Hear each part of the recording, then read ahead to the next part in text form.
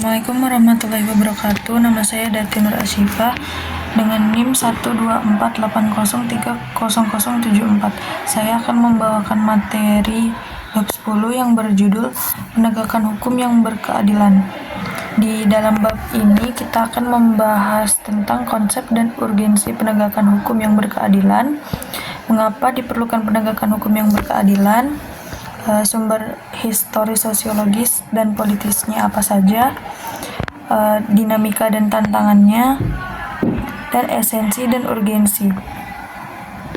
Kita akan membahas yang pertama, yaitu mengenai konsep dan urgensi penegakan hukum yang berkeadilan.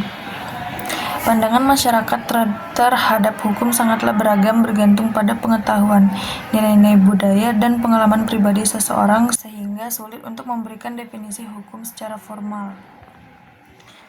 Van Apeldoorn menyatakan bahwa hukum itu banyak seginya dan demikian luasnya sehingga tidak mungkin menyatakan dalam satu rumusan yang memuaskan.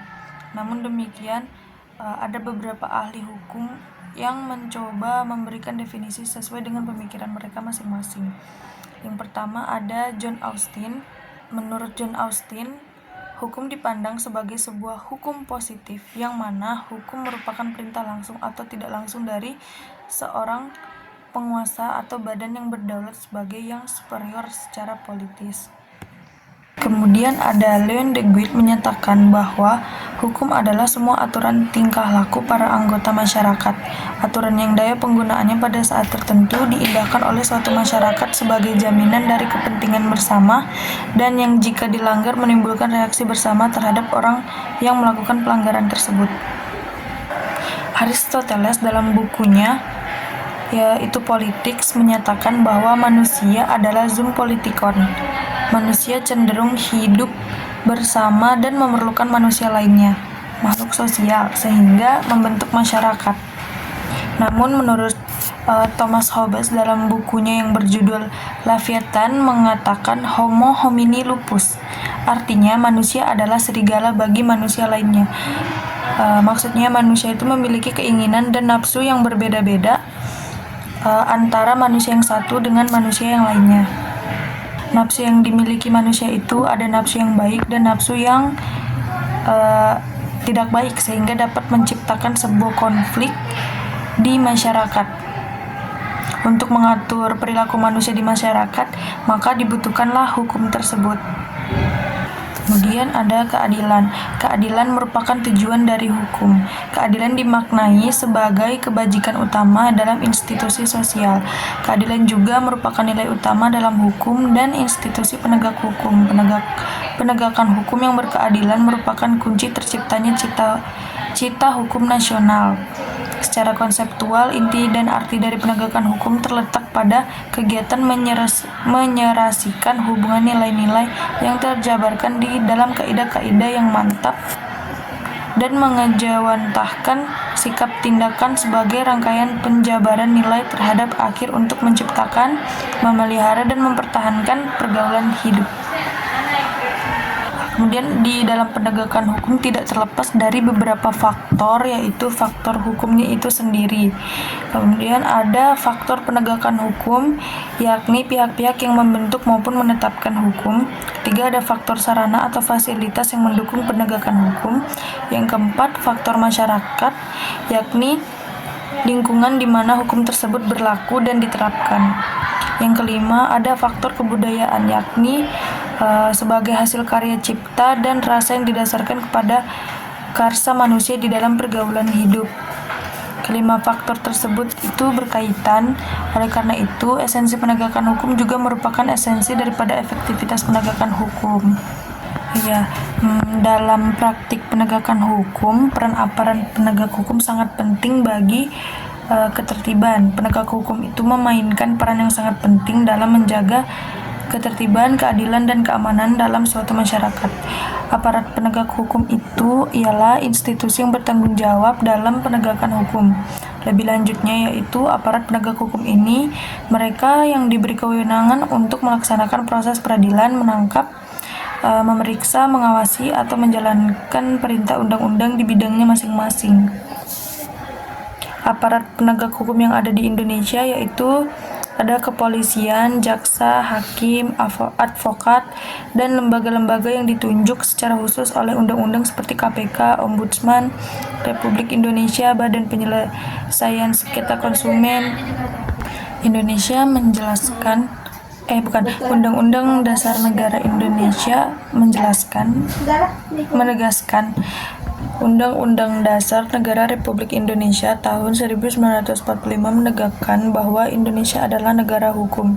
Berdasarkan hal tersebut, maka salah satu elemen penting dalam negara hukum adalah adanya jaminan penyelenggaraan kekuasaan, kehakiman yang merdeka, bebas dari pengaruh kekuasaan lainnya untuk menyelenggarakan peradilan guna menegakkan hukum dan keadilan. Pada pasal 24 ayat 2 Undang-Undang Dasar Negara Republik Indonesia tahun 1945 menyatakan bahwa kekuasaan kehakiman dilakukan oleh sebuah Mahkamah Agung dan badan peradilan yang berada di bawahnya dalam lingkungan peradilan umum atau negeri, lingkungan peradilan agama, lingkungan peradilan militer, lingkungan peradilan tata usaha negara, dan oleh sebuah Mahkamah Konstitusi. Berdasarkan hal tersebut, maka hadirlah Undang-Undang Nomor 48 Tahun 2009 tentang Kekuasaan Kehakiman. Dalam teori tujuan negara, ada 4 fungsi negara yang dianut oleh negara-negara dunia. 1. Melaksanakan penertiban dan keamanan. 2. Mengusahakan kesejahteraan dan kemakmuran rakyatnya. 3. Pertahanan. Dan 4. Menegakkan keadilan. Pelaksanaan fungsi keempat, yakni menegakkan keadilan. Fungsi negara dalam bidang peradilan dimaksudkan untuk mewujudkan adanya kepastian hukum. Fungsi ini dilaksanakan dengan berlandaskan pada hukum dan melalui badan-badan peradilan yang didirikan sebagai tempat mencari keadilan. Kemudian yang kedua yaitu mengapa diperlukan penegakan hukum yang berkeadilan. Terdapat 6 agenda reformasi. 1 diantaranya adalah penegakan hukum. Dari sebanyak tuntutan masyarakat, beberapa sudah mulai terlihat perubahan ke arah yang positif, namun beberapa hal masih tersisa. Mengenai penegakan hukum ini, hampir setiap hari media massa baik elektronik maupun cetak menayangkan masalah pelanggaran hukum, baik terkait dengan masalah penegakan hukum yang belum memenuhi rasa keadilan masyarakat maupun masalah pelanggaran HAM dan KKN. Kemudian yang ketiga ada sumber historis, sosiologis, politis tentang penegakan hukum yang berkeadilan di Indonesia. Agar negara dapat melaksanakan tugas dalam bidang ketertiban dan perlindungan warga negara, maka disusunlah peraturan-peraturan yang disebut peraturan hukum. Peraturan hukum mengatur hubungan antara manusia yang satu dengan manusia lainnya. Di samping mengatur hubungan manusia atau warga negara dengan negara, serta mengatur organ-organ negara dalam menjalankan pemerintahan negara. Ada 2 pembagian besar hukum. Pertama, hukum privat, ialah hukum yang mengatur hubungan antar manusia yang menyangkut kepentingan pribadi, misalnya masalah jual beli, sewa menyewa, pembagian waris.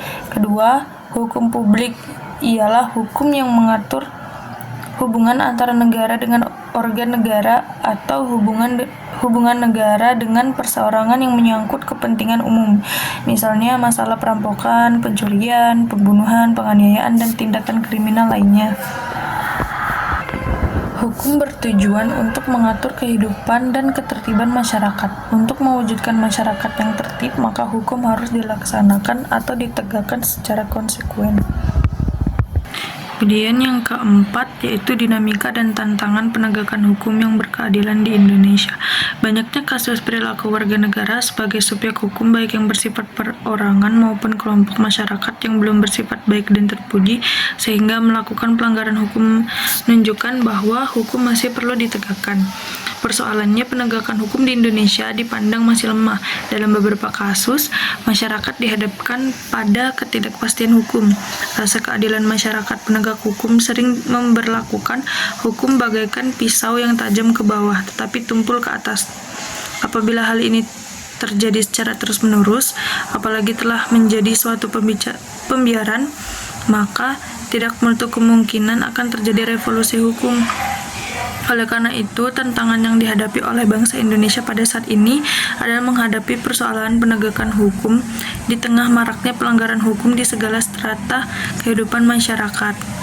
Di era globalisasi yang penuh dengan iklim materialisme, banyak tantangan yang dihadapi oleh aparat penegak hukum. Mereka harus memiliki sikap baja, akhlak mulia, dan karakter yang kuat dalam menjalankan tugas.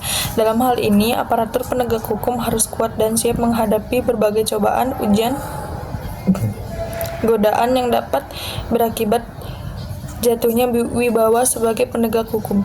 Penegak hukum harus tahan terhadap upaya oknum masyarakat atau pejabat lain yang akan mencoba menyuap. Seperti itu.